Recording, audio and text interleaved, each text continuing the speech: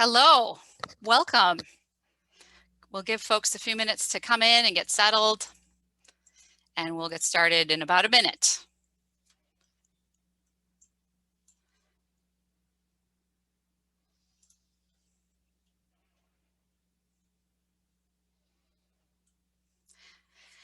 If you're just entering, we are just letting folks get settled and enter, and going to start in 1 minute.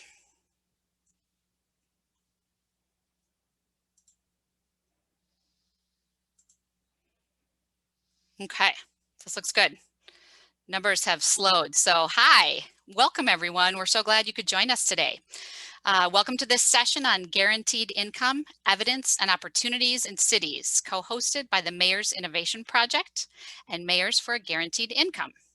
I'm Siri Jenkins, and I'm the co-managing director of the Mayor's Innovation Project. So I'm going to give a quick overview of the session and how things are going to work today. And then we're going to turn it over to our colleagues at MGI to talk about their work and some really exciting research. So for those of you who are new to the Mayor's Innovation Project, welcome. Delighted to have you. We've got lots of opportunities for engagement. We are a peer learning network of mayors. We know that cities lead on the most pressing issues, so I think today's topic is a really great example of that, an area where cities are dynamically and quickly taking the lead over other levels of government in the country. Can you go back one slide? And we aim to create high quality peer learning for mayors on key innovations in city policy. And right now we have opportunities to engage with us as a member. There are several different ways to get benefits out of that, more on our website. We also have a Women Mayors Network, new mayors cohort, and also a water affordability program, a next session of which is starting next week if you're interested. So more information on our website on all of that. Wanted to take a moment to thank Mocafy for their support of today's event. Mocafy provides mobile banking and wealth empowerment tools to people without access to financial services. Mocafy currently works with a number of municipalities to help distribute guaranteed income benefits. So thank you to them for their support of the event. I'd like to extend a super special thank you to all of our speakers today. You can go on to the next slide, Mary Beth. I know it's been an especially busy week in the guaranteed income world, and all of you have been tapped into multiple venues to talk about this exciting work. So thank you. We're really excited to hear more about the evaluation results that came out last week and appreciate your time here. As far as the plan for the next hour, 55 minutes, the format of this event is Zoom webinar, which is slightly different if you've spent more of your time on Zoom these days. So attendees will not have cameras on or the opportunity to speak, just folks who are speakers will. We do have plenty of time for questions from the audience at the end, and we'd like you to use the Q&A function, which should be in the bottom of your screen there. The chat is open for you to chat with colleagues, for you to chat out ideas about things in your cities, but if you want a question answered and thrown to the roundtable experts that we have here, it's going to need to go through the Q&A function. So following today's event, we're going to provide access to the presentation and a video recording if there are colleagues that you'd like to share this with. And next week, the Mayor's Innovation Project will be putting out a set of resources related to the work around this.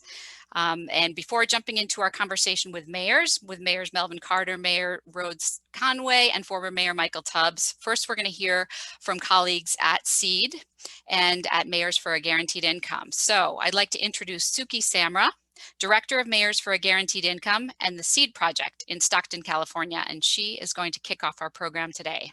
Welcome, Suki. Thank you, and thank you everyone for joining today. I'll just be really brief and provide an overview of both Mayors for a Guaranteed Income as well as SEED. So in terms of what Mayors for a Guaranteed Income is, if you want to go to the next slide. We're a coalition of 40 mayors and growing who are advocating for a federal guaranteed income, started with 11 back in June of 2020, and were formed in response to both COVID-19 and the income inequality that the pandemic exposed, as well as the protests that happened in the wake of police brutality in response to the murders of George Floyd and Breonna Taylor. So we recognize that guaranteed income is a tool for racial and gender equity and are pushing it forward, especially in this moment. In terms of what it means when our mayors sign on, if you want to go to the next slide. Mayors commit to sort of 4 things. One is signing on to our statement of principles. The second is advocating for cash-based policies at the federal level. So that includes in the long term a federal guaranteed income. In the short and medium terms, that's advocating for recurring checks in the stimulus package or advocating for expansions and modernizations of the earned income tax credit and state versions of that. The third is participating in narrative change efforts. We know that data alone isn't enough to change hearts and minds, so really trying to put some stories and human faces behind that. And then the fourth and final thing is inviting other cities to join so that our coalition can continue to grow. Mayors for a Guaranteed Income was also founded in response to the results and the success that we saw with SEED, the Stockton Economic Empowerment Demonstration. Want to go to the next slide? And one more.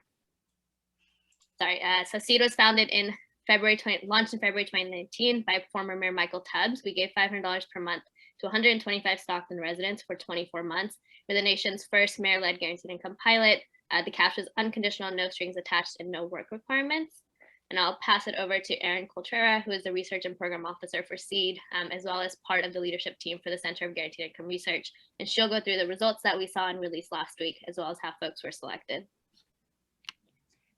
Thank you so much, Suki. Next slide, please. And click through, I think there's, populate that up. So as Suki was just saying, SEED was done in Stockton over the past 2 years. The selection criteria required folks to be at least 18 and a Stockton resident in a neighborhood where the median income level was at $46,033 or below.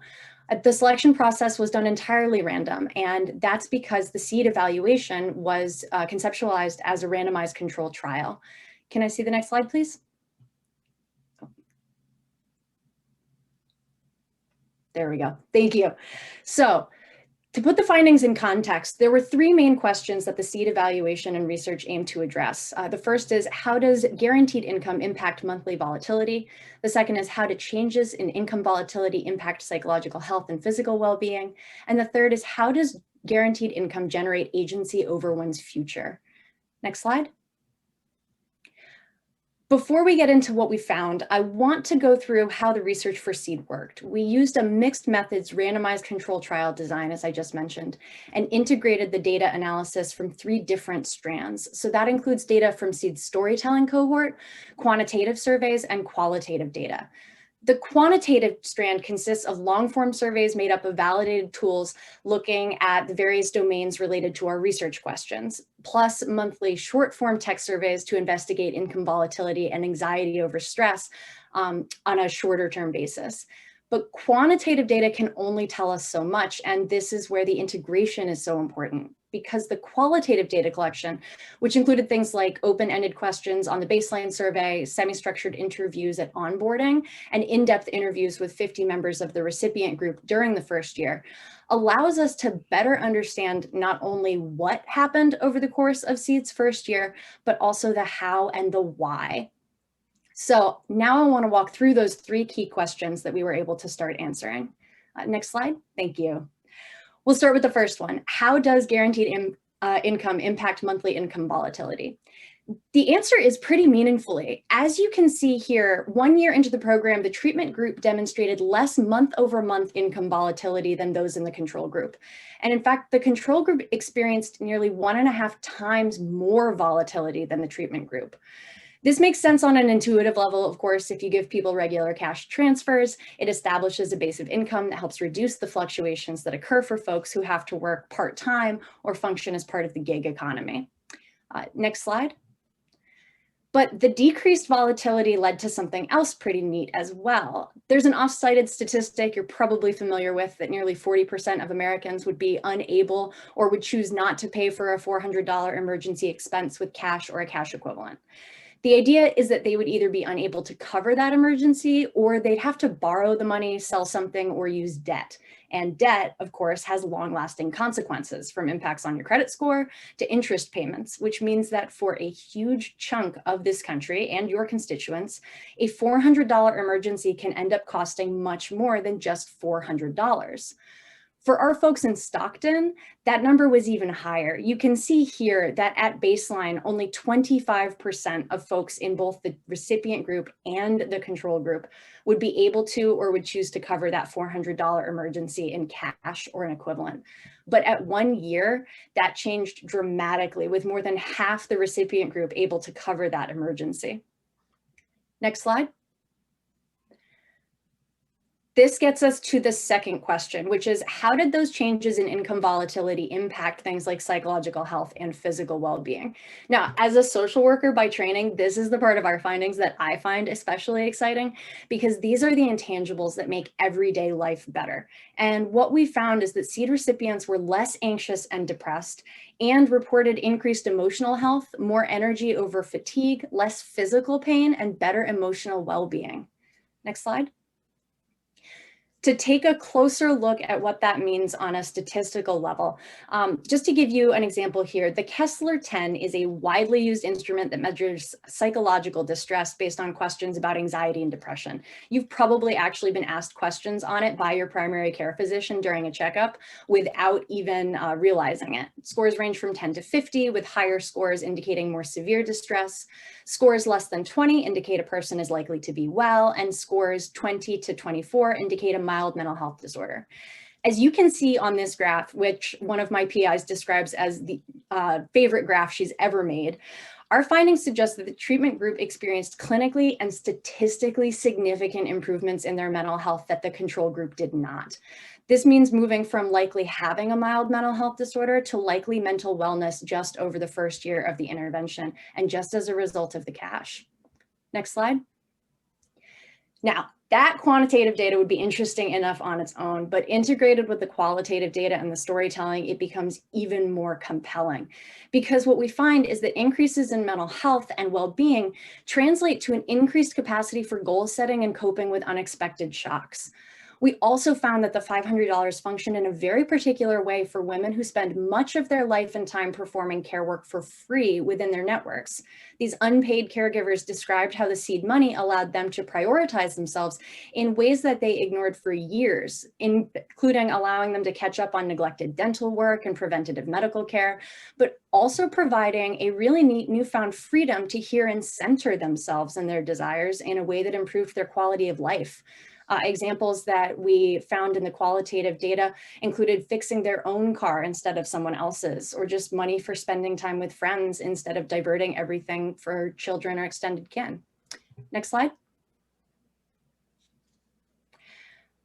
Finally, let's look at the third question. How does GI, or guaranteed income, generate agency over one's future? We operationalize this in three ways, as you can see up on the slide: changes in employment, changes in risk-taking and goal setting, and freedom from forced vulnerability. Next slide. If you've seen any of the SEED coverage over the last week, then you've likely already seen these statistics. In February of 2019, at baseline, 28% of recipients had full-time employment, and 1 year later, 40% of recipients were employed full-time. Now, in contrast, you can see the control group below. They saw only a 5 percentage point increase in full-time employment over the same 1 year period. So it's important as a caveat to note that these findings can't point to larger labor market trends, but when we integrate this with the qualitative data, it does give us a window into how recipients leveraged that $500 monthly payment to improve their employment prospects. Next slide. And here's where we see that. So shifts in employment patterns were tied to removing material barriers to full-time employment and removing time and capacity limits that were created by the scarcity and precarity they'd been previously experiencing. Material barriers in this case include the ability to reduce the number of part-time shifts or gig work in order to apply for stronger, better positions. It also included things like completing internships, training, or coursework that led to full-time employment or promotions. One example from the qualitative interviews included a man in his mid-30s who'd been eligible for a real estate license for over a year, but couldn't afford to take the time off to complete it. With the $500, he told us that he was able to change his life 360 degrees because he had more time and net worth to study and achieve his goals. As the quote on the screen right now also indicates, a different recipient was able to explain how an increased capacity for risk allowed him to pursue an internship that would lead to a better job because the seed money provided the safety of an income floor for him to rely on. One limitation, as you'll see in that second bullet point on the left, is that in terms of the $500, women who were already tasked with supporting family and strained extended networks through unpaid care work weren't able to leverage the seed money in the same way, since it wasn't enough to completely alleviate the significant needs left unmet by market and safety net programs. Next slide. The final aspect of agency that the $500 had a measurable impact on during the first year of SEED is the freedom from forced vulnerability.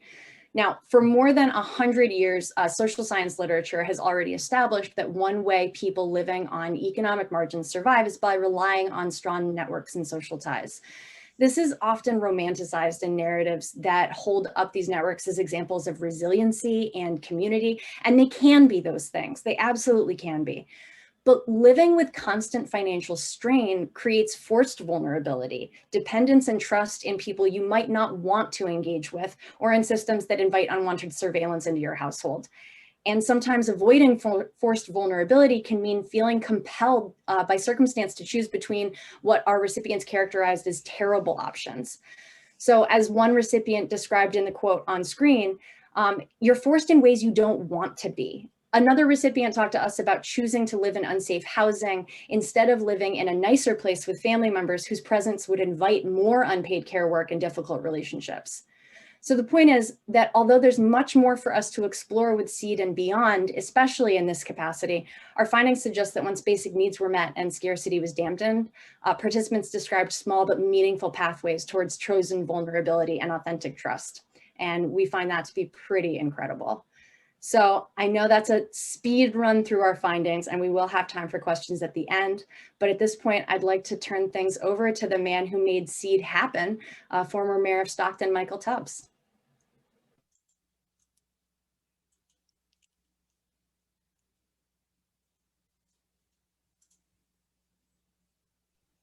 Thank you so much for the kind introduction, Erin, and for the amazing presentation. Suki, always good to see you, albeit virtually. And I think my video is not on, but it said the host won't let me. And I know I did not get my haircut before this as I planned to, so it might be for everyone's benefit to keep my video. Oh, here it goes. Well, good to see everyone. I am so excited to be joined by two of my favorite mayors and favorite leaders in this country. Mayor Rose Conway of Madison, Wisconsin, and Mayor Melvin Carter, who's the incoming chair for Mayors for Guaranteed Income of St. Paul, Minnesota. So we're gonna have a conversation with them about the work they're doing in St. Paul and in Madison, Wisconsin, to build on what you saw and heard over the past 15 minutes in Stockton, California. And let me just take a moment of personal privilege to say I'm incredibly proud to see an idea that started as fringe and crazy now has real champions and real leaders with real credibility, like the two mayors on this call, who are leading the way and pushing it forward and tying it to things like housing and to childhood savings accounts, which we will get into. So with that, Mayor Carter, Mayor Rose Conway, thank you so much for your time. And let's start with the first question, which is, given the role of mayor, and it's only been 4 months I've been a recovering mayor, so I still remember some of it. There's so much that comes to your desk each and every day. Everyone has a program, everyone has an idea, everyone has a policy, particularly with COVID-19 and what we saw with the civil unrest with the Black Lives Matter protests. So given just the amount of things competing for your attention, the amount of people you're exposed to, the amount of ideas you're exposed to, what about 2020, what about 2021 has made it for you to feel it's the right time to use some political capital and to take a risk to speak to the need of at least piloting the idea of guaranteed income in your cities? And I'll start with you, Mayor Carter. Hey, thank you, Mayor Tubbs. I appreciate it. It's always good to be on with both of you. Look, in 2020, over the last several months, we know that our communities have been challenged. Our communities have been in crisis. Our families have been in crisis. Our students have been in crisis. We know that that crisis looks differently from one family to the next, and within the same family, it looks differently from 1 month to the next. We have families who may be struggling with housing 1 month, who may have a car breakdown the next month. Right now, what we need is families need help. You know, families need an ability to invest in themselves. They don't need the type of patronizing, prescriptive policies and investments that we traditionally make that says, here's an investment, but you can only use it for this, or you can only use it for that. They need support, and they need real support that they can be able to use in ways that they see on the ground level that their family needs. They don't need us from City Hall or from the state capitol or from Washington, D.C. to tell them through the way we make policy that we know better what their family needs than they do. They just need help. And so, I'll tell you, yeah, we're busy. We are, I think, have a lot of ideas coming at us, but every mayor I know is frantically trying to determine how to provide the best, biggest, most sustainable, flexible help that they can to the people they represent. And I think that's why so many mayors are so excited about Mayors for Guaranteed Income. And what about you, Mayor Rhodes Conway? I mean, I agree with everything Mayor Carter said, but I would add two things. And one is Mayor Tubbs, and you don't get to give up the title, by the way. Mayor Tubbs, is your incredible leadership, right?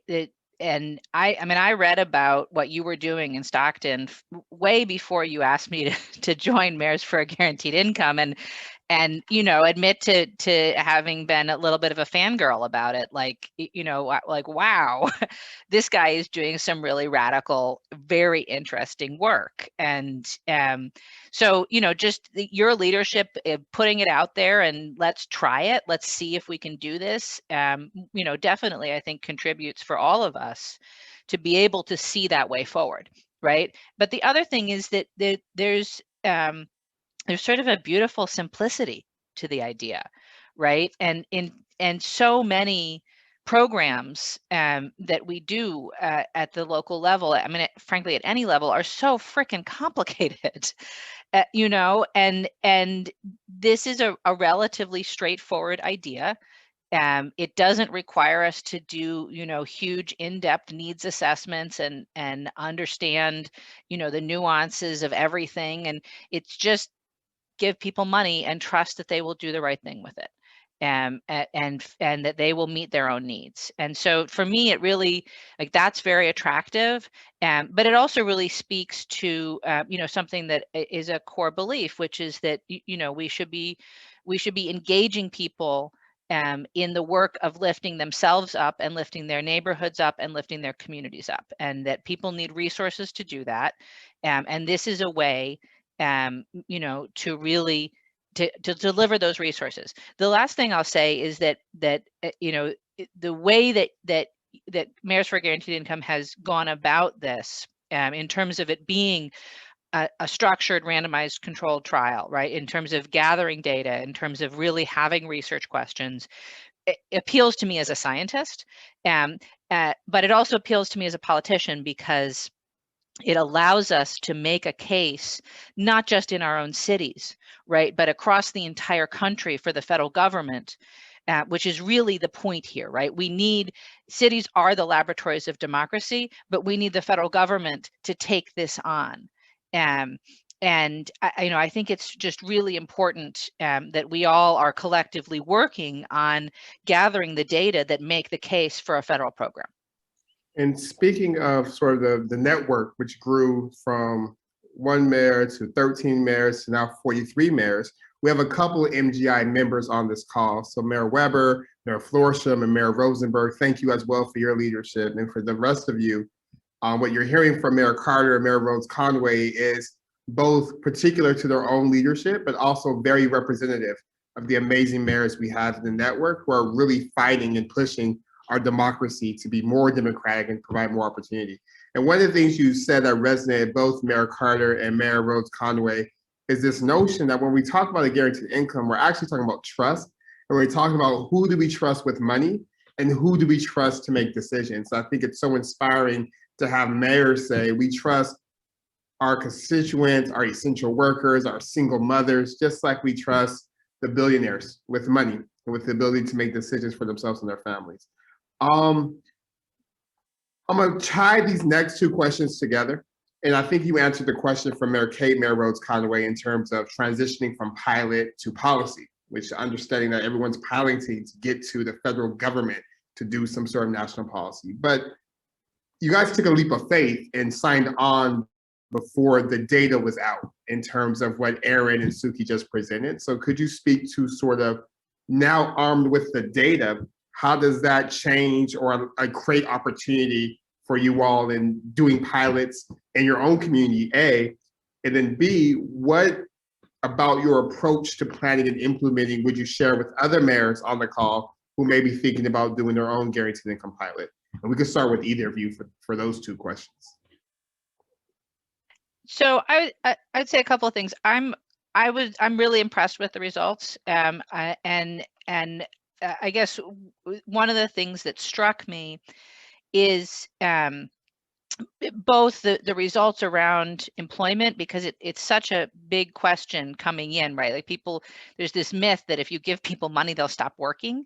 And in fact, what you saw was not that at all, right? And so that really struck me. But perhaps more importantly, the results related to just sort of the individual and the family stability that was created by this additional income. And the reason that stands out to me is because we've been working on putting together Madison's pilot for the past several months, and the more I get into it, the more I get interested in the questions around what does that connection, what we learned about individual stability and agency, expand that out to the family? Can we expand that out then to the neighborhood, right, and to the community, and start to look at some of the impacts on community ties, on violence prevention in our communities? I mean, this is something all of our cities have been experiencing increased violence over the past year,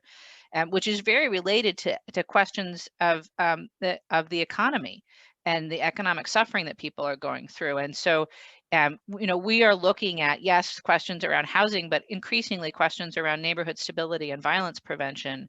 And so seeing those initial results from Stockton, I think really makes me think about that in our own pilot. In terms of advice for other mayors, I mean, I would say if you are at all interested in these issues, just, come on, step up, join Mayors for a Guaranteed Income. When I joined, I was not at all sure that we were going to be able to do a pilot in Madison, because I was pretty clear that I wasn't going to be able to spend city dollars on it. But I joined anyway because I cared enough about the issue to feel like, yes, I can advocate at the federal level for this. But then, through the generous influx of funding from Mayors for a Guaranteed Income, we are doing our pilot. And I will say it has been easier than I expected to raise funds locally around. So I do think that this is something that mayors should really consider for themselves. And although there's, we're sort of down into the nitty gritty weeds of program planning at this point, it has been a really inspiring process to get there, and it's not as hard as I thought it might be. So I would just encourage mayors that I know we're all a little overwhelmed, right? But this is a great thing, and you absolutely can take it on. And I would encourage people to just go ahead and join the group. Everybody has been super supportive. And the amazing staff, Mayor Tubbs, that you have and that have transitioned to SEED and to the center, it just have been really wonderful and making it a lot easier for us here in Madison to make it happen. All right, you hear that? Shout out to you, Cameron. Shout out to you, Suki and Aaron. You are appreciated if overworked. And what about you, Mayor Carter? That's exactly right. I'll just tag onto that. I mean, one, I'm working from home, so you're going to hear babies and dogs and stuff. One, the evaluation results from Stockton have just been stellar. So often as mayors, when we're responding to emergencies, when we're responding to crises, as we all have been over the past several months, we have gut instincts. We have other mayors' kind of press releases. We have lots of anecdote and things like that to go on. Very rarely do we have the volume of data that we have now around guaranteed income, and never is it as compelling, as comprehensive, as just enthusiastically amazing as the results that we got from SEED. That's exciting, and we're excited to kind of continue to push forward on this. Our community, when we launched this, our community really instantly understood what we were trying to do and understood why it's necessary. It's the irony is, we joke some, that this type of concept, the notion that American families need cash, they need money to be the flexible money to be able to feed their children, fix up a car, do the types of things that we all need to do. That's only controversial in the halls of decision-making power, right? That's not controversial on the city bus. It's not controversial at the laundromat. It's not controversial on Main Street anywhere. We all know it. And so it's a simple policy. I joke with Mayor Tubbs quite a bit that, to me, as unusual and strange as this comes across to some folks, to me, the strange and unusual thing is we are here 60 years into a war on poverty, and we still haven't tried giving money to low-income folks yet. That seems insane is the word that comes to mind. And so we're pushing forward. Our community members are really pleased by it. I'm excited that we're not only helping families who really need the help right now, but we're also helping to contribute to the national research, the national body of research that Stockton has kicked off so strongly. I'm looking forward to having that compelling body of research from all of our cities who are different places. We're different types of communities. We've created our projects differently. Ours in St. Paul is woven in with our college savings accounts initiative, through which we give $50. We start every child born in our city with $50 in a college savings account. So all of the 150 families in our guaranteed income pilot are a subset of those. They had a baby in 2020. And so we're excited to just build this awareness. There is, of course, that those racist tropes that Mayor Conway was talking about. They say, if you give those people money, and I'm using like air quotes, those people money, what they'll do with it. Those are all tropes. They're all anecdote. They're all, somebody's fear-based rhetoric. And now we have real information to go with. And that real information, for me, makes this a no-brainer. Also, Mayor Carr, just to follow up on something that Mayor Rhodes Conway said about funding.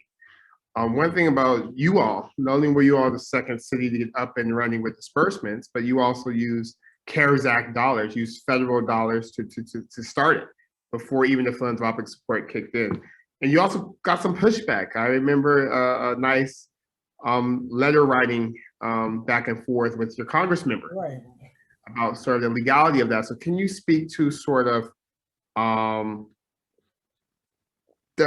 being the first is always a little bit scary. So to be the first to use sort of government funds to do so, kind of what gave you the courage to do that, and talk about some of the backlash and how you navigated that. Yeah, it's a new concept for a lot of us, and it's not something we're used to seeing our safety net kind of consist of, and we're certainly not used to seeing cities kind of provide this type of aid. But we're not used to seeing people die from COVID. We're not used to seeing the unsheltered homeless populations in our communities increase by a factor of 10. We're not used to seeing more layoffs than any time in our lifetime. We're not used to seeing any of this. And so if we, in the face of these kind of incredibly unprecedented challenges and crises, limit ourselves to the toolbox that we're used to, then we'll be tying our own hands behind our back. And so, we actually didn't necessarily set out to say we're going to be the first to use kind of public dollars to do this. And ironically, in some of the early conversations, folks were saying, wait, you're not going to use public dollars for this, right? Though it's all, and initially that was our expectation. But I also wanted to be careful to tell folks, I'm not saying this isn't a high enough priority to use public dollars for. This is a high enough priority to use public dollars for. And I won't shy away from doing that, even if it's a creative use of public dollars that we're not used to. If it can get help, if it can help feed children in our community, we absolutely won't shy away from doing that. Poverty in America is a big, complex, historic challenge that we have never solved. And again, if we're going to limit the solutions that we bring to bear to the solutions that we're used to doing over and over and over again, then that's us making a conscious decision that we will never solve it. This requires new approaches. This requires new strategies. This requires an ability. Sustaining it and building this forward over time is going to require us building our appetite to use our public resources to invest in families, to invest in children in these ways. And that's the decision we ultimately came up to here in St. Paul. And Mayor Rhodes Conway, and we've talked about this, the best argument against this is folks who would say, look, how are you going to keep families from losing their state and their federal benefits, right? Because there's this concern that if families have a little bit more money, then they might lose their housing benefits, or they might lose their child care benefits or their food benefits. And that's a real concern. And so we have had to do benefit counseling with families to help them ascertain for themselves what impact will this likely have on my state and my federal benefits. We've had a handful of families actually opt out because they were concerned about the impact that would have. But the problem isn't that we're helping families feed their children there, Mayor Tubbs. The problem is that we have state and federal eligibility criteria that disincentivizes families from getting a couple more bucks every month to feed their children. That's insane. That's a perfect example. That's probably the most perfect example I can think of our federal policy, of our state policy, of the laws that we pass being sort of those structural barriers that actually create the revolving door that keep people stuck in poverty. That's one of the next things we need to work on together. One more time, louder for the people in the back. And to that note, Mayor Conway, you spoke to sort of the design and how it's evolved from thinking it was just about housing insecurity to being about neighborhood stabilization to thinking about kind of community well-being and safety. So could you, and you mentioned it, but could you speak a little bit more about the iterative process? I think a lot of people, some of the hesitation is that I have to go in, know exactly what I'm doing, do it now. And it's like, well, no, you have the ability, you have agency. You could create and tailor it. So could you speak to that a little bit more?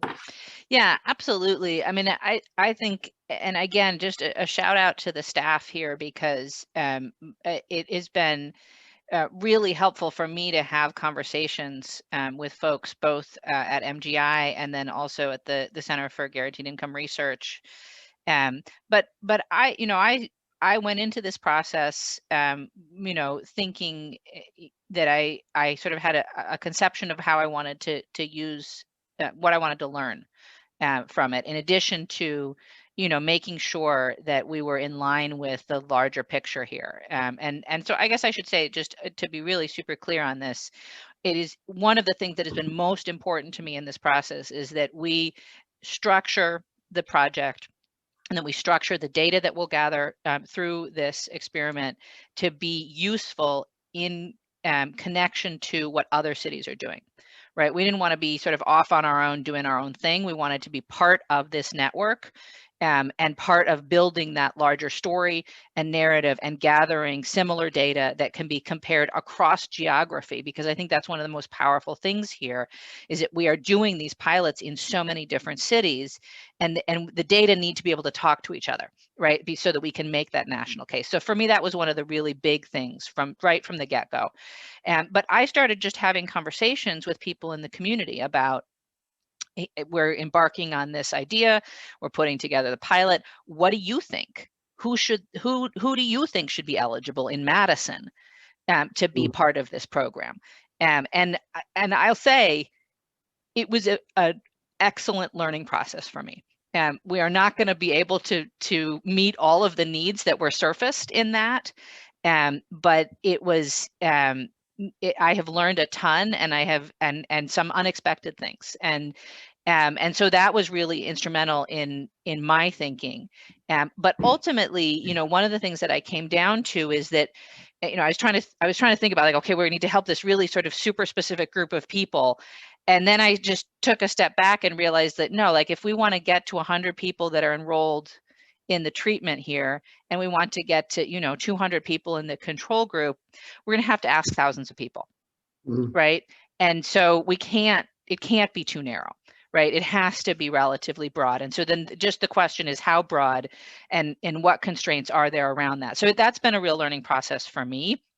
But I have gotten there because of the support from folks at MGI, but also through some real conversations with people in my community that have helped sort of guide the thinking about who's most vulnerable and who doesn't have programs right now that are dedicated to them. That was a theme that emerged, is like, who is it that's not being well served by our existing sort of scope of programming and social net here in Madison. And so that has really guided some of our thinking around that. And let me just underscore something before we open it up for audience Q&A. Because I think what I heard from both of you, and it's oftentimes difficult to do so in leadership, is the ability to not be the expert, the ability to be safe in knowing the status quo is not working, and that's the issue. I think Brene Brown, she said it best when she said she's committed to getting it right and not being right. And I think it's that kind of learner's mindset that's important, particularly for what you raised, Mayor Carter, in terms of we've been doing this for 60 years. We haven't seen as much as we want to. We know some things, we don't know everything. So why not free ourselves from having to be the expert and just understand that let's lean in and together be in a state of inquiry about this is where we want to go as a community. This is how we get there. And I think you, both of you as mayors, really exemplify that notion of the mayor as a learner and as almost a facilitator of inquiry about what can we do to make our communities better. And the last question before we go to the audience Q&A for both of you all is that it's amazing how the pendulum has swung even in the 8 months we've been doing this Marriage for Guaranteed Income work, where now there's serious debates in Congress about reoccurring stimulus checks. And now there's, in the rescue plan that's going to be signed, almost like what you're doing in St. Paul, Mayor Carter, a childhood guaranteed income for parents, essentially for a year. So I guess, what gives you most hope for this moment? And what do you think is necessary to continue to push our federal government to get to a space where we're in policy? Yeah, I think we have to take a sober look at what's going on in our community, right? I think there's two ways to approach this. There's one is, we got a vaccination moving now. We're trying to get immunizations. We're trying to get shots in folks' arms. And as soon as we do, we can go back to normal, right? And God, that gives me chills when I think about that approach. What we've hopefully learned over the past year and a half or so is that where we were when all this started wasn't normal. Where we were when all this started wasn't at a state of stasis. We weren't at a state of stability. We were at a state of extreme fragility and in a non-resilient economy that just could not withstand a shock. There will be another shock. It might be a pandemic, it might not. It might be something else, but there will be another shock. And we've learned over the course of these last several months that as long as one family in our community can't afford a safe, stable home to shelter in place or to quarantine, as long as one family can't take a week off to quarantine or care for a sick child, as long as one worker in our community can't go to the doctor when they think they have symptoms, we're all worse off because of it. And so our mantra in St. Paul is no recovery. We don't want a recovery. We don't want to get back to where we were. We want to push forward to a new way of thinking about our economy, to a new way of thinking about how all of our families and all of our neighborhoods participate in our economy. And it seems like the magnitude of the crisis that we've faced demands that level of response. One of our mentors, Mayor Benjamin, of South Carolina, Columbia, South Carolina, said on a call we were both on, Tubbs, that 2020 feels like 1918, 1932, and 1968 all crammed into a period of a couple of months, which is jarring because it's accurate. But also, as you think about those moments in history, I think about women's suffrage, I think about the New Deal, I think about the Civil Rights Act. There is no precedent for America facing a crisis of this magnitude without a fundamental rethinking of how Americans participate in our democracy and in our national economy. That's what we need right now. The precedent shows that this is possible. And our goal is to demonstrate, I think, to our federal partners and certainly to the Biden-Harris administration that it's the route. I think it sets the Biden administration up to be one of those epic type of administrations that we think of associated with those other three eras. So I'm excited about the opportunity to use this moment to address the types of issues that we've ignored for far too long. I just +1 to everything Mayor Carter said, much more eloquently than I could. But I do feel hopeful, in part because of everything that you said, Mayor Carter, because this, as awful as the past year has been on so many fronts for so many people, it's been a change moment. right? And it's an opportunity for us to seize that energy to make the changes that we need, right? And so I am hopeful that this conversation can get bigger and go forward more, right? Because we do, you know, the stars aligning with the rescue package and you know, the other legislation that's being raised at, you know, with the vice president being supportive of this concept of, you know, I mean, and then with all of these cities building this momentum, I just do really feel like there's some energy here. The key is going to be continuing to keep these issues front and center, and to not allow us collectively to just say, oh, right, we got vaccinated, we can just go back to normal, right? But that we really focus on holding on to that sense of urgency and change, and continuing to advocate at the federal level for what our communities need. And I do, you know, I'm not usually hopeful about the federal government, I have to say, but I do feel like we have a moment here. And we're going to need to continue to tell the stories, not just of the people right in Stockton or in St. Paul or in Madison, but also of the folks, you know, what difference is the child credit making in people's lives? What difference did the stimulus checks make in people's lives, so that we can tell those stories at the national level?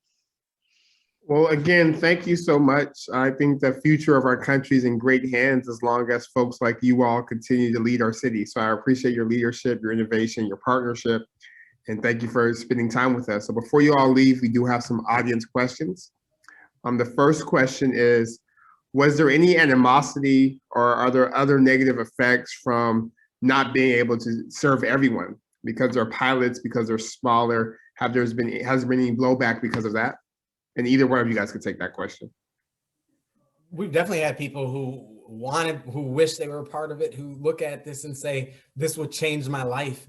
You know, part of my stump speech this past year has been like, there's just not a space that would feel sufficient for us with our support for families, with our support for children, with our support for businesses. There's no such thing as sufficient, certainly not within our limited city budgets. And I would say, you know, I don't receive that as animosity.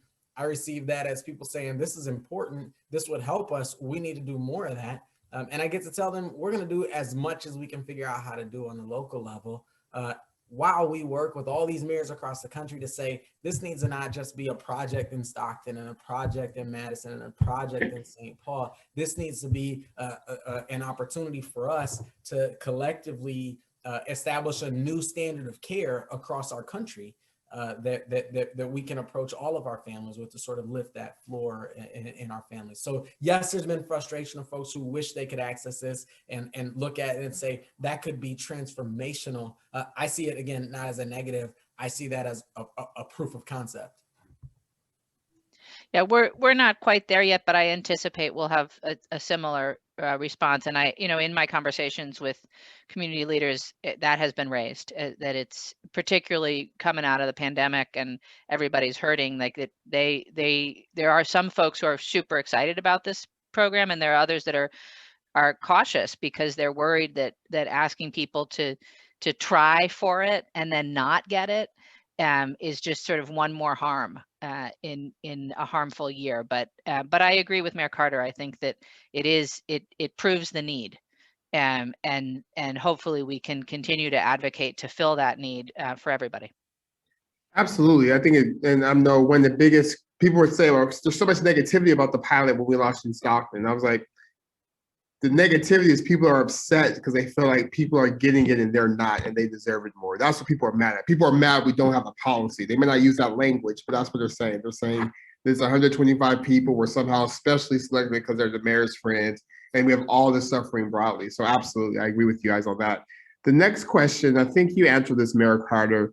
Can money provided to the cities through the American Rescue Act be used for guaranteed income pilots? Yes. I think in many cities, whether it's in terms of direct ongoing cash payments, I know in Stockton, in addition to the basic income demonstration, when I was mayor, we also provided one-time money during the holidays, just cash to families below a certain income level. And I know a lot of mayors throughout the country are thinking about sort of how do they use American Rescue Act money and other dollars to create guaranteed income programs in their cities. Then there was another question about, Mayor Tubbs, sorry if I can. Yeah, please. Yes, absolutely. As a matter of fact, I of course haven't read closely as closely yet the American Rescue Plan.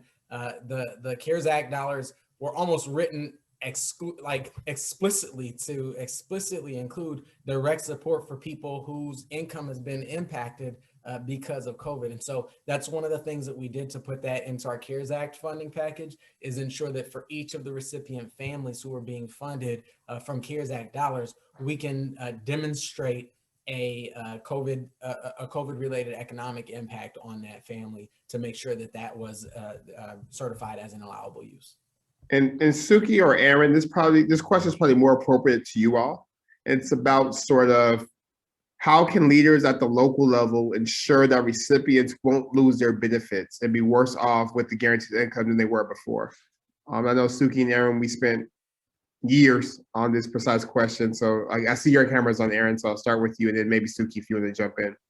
I was actually going to say, I think this is a Suki question. Oh, perfect. She led this work. Yeah, there's a lot of things that we did to protect benefits in Stockton. The first was seeking waivers where we could. So we were successful in getting a CalWORKs TANF waiver by working with our public health agency, our human services agency, and being able to successfully secure that through the state. We also structured our disbursement as a gift. That means that the entity that was actually administering the disbursement was different than the entity doing the research. And the participation in SEED was actually completely unconditional, no strings attached. While we encouraged participation in the research, it was not mandatory. So that allowed us to structure it as a gift under IRS rules and regulations, which in turn excluded the guaranteed income from being counted against benefits like Medi-Cal, where you don't have to report gifts. We also did benefits counseling, as Mayor Carter mentioned. We partnered with Catholic Charities, Diocese of Stockton, to do that, advising people exactly which benefits were protected and which ones weren't. And then for housing, we were able to structure a really cool partnership with our local housing authority, where the housing authority actually directed some of their non-federal discretionary funds towards a hold harmless fund, where we ended up reimbursing recipients for any increase in their share of cost for rent. So it's a multi-step process. We at MGI can help you sort of walk through that process as cities are piloting for themselves.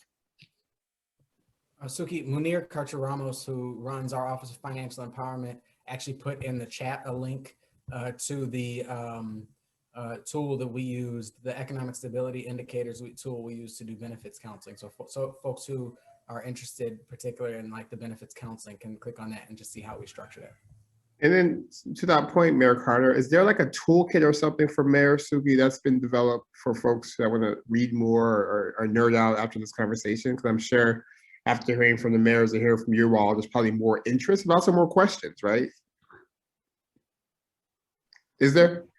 You can go to our website, which has a lot of resources, including papers published on how to protect benefits, the SEED white paper, the SEED discussion paper, our pre-analysis plan.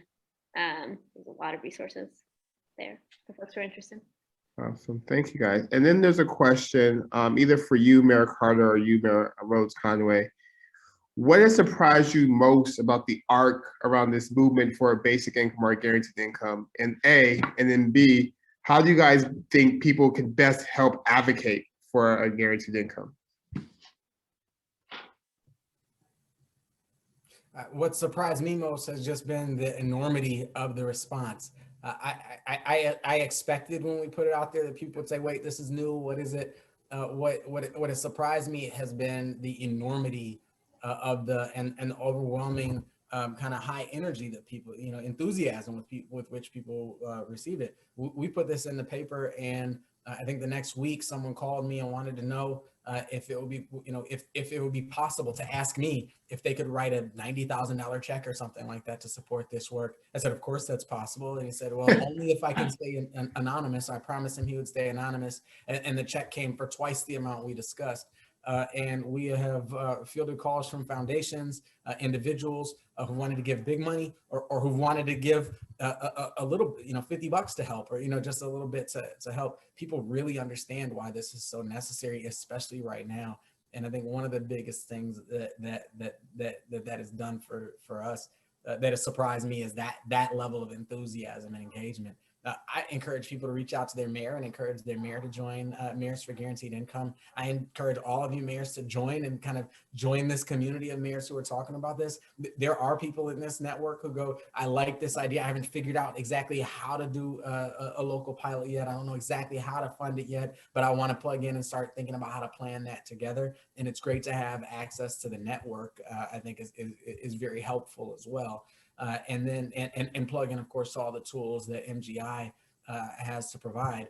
But then ultimately, I'll tell you, and I tell people this pretty freely, I'm not arguing that the city of St. Paul can do this at scale sustainably, right? I'm not arguing that we have the ability to just raise taxes, raise property taxes to do this, or to use our local general fund. I am arguing that we have the ability, but this is a matter of will. It's not a matter of affording it. It's a matter of will, and it's a matter of prioritization. If we chose as a state, if we chose as a nation to prioritize families, to just say, you know what, 4-year-olds aren't going to go to bed hungry in our country. If we chose as a nation to just establish a national ethic around that, we could do this as a country sustainably over time and receive nothing but, one of the things that I've learned is every time you bet on the American people, they pay a dividend. Again, everything that Mayor Carter said. The only thing I would add is that in terms of what people can do, right? So certainly, yes, ask your own mayor to join Mayors for a Guaranteed Income. And there's information in the chat about how to reach out and connect with them. But also, tell this story, right? Tell this story to your state government, tell this story to your federal representatives, and help them understand that this isn't just a bunch of crazy mayors who are advocating for this idea, but rather this is something that is important in our communities, and that they, as our elected representatives at the state and federal level, need to take this idea seriously and need to start finding a way to make it happen at their levels of government also. Awesome. Well, again, thank you all so much for the conversation. Thank you for the Mayors Innovation Project for having us. And thank you to all the mayors, civil servants, council members, leaders, thinkers, doers on this call. You all are making our democracy go round, and we are deeply thankful for your sacrifice. Before you sign out, we cannot end this call without talking about the extent to which you have blazed this trail. Like, you were literally the first person to walk on the moon where this is concerned. I remember seeing you doing the fundraising for it, seeing you announce it, and going, wow, that is like enormous, and that is like way outside of the box. It did not occur to me that St. Paul would be second, or that we'd have, over 36 mayors across the country saying we're going to do this together, that we'd take out a full-page ad in the Washington Post and actually be having real conversations with Washington, D.C. about the possibility of thinking about advancing this type of policy nationwide. None of that fire happens without a spark, and you've been the spark for this movement, and everyone has to know that. Well, thank you, brother. I appreciate that. I'll turn it over to you. That was the perfect way to end this conversation. And I want to thank you all. I reached out, it wasn't really very many weeks ago, to Mayors for a Guaranteed Income, and immediately got, yeah, let's do this. Let's get the word out there. Let's connect with more networks, connect with more mayors, and get this awesome policy going. And delighted to be a part of this. So thank you to all of you for joining today, for sharing this information. We'll follow up with resources and evaluation. Please fill that out. And there will be a recording available as soon as we're done here. So thank you, everyone. Let me know if you have any questions. I'm happy to be a resource and connect folks to many of the things here today. And thank you for all your audience questions as well. Take care.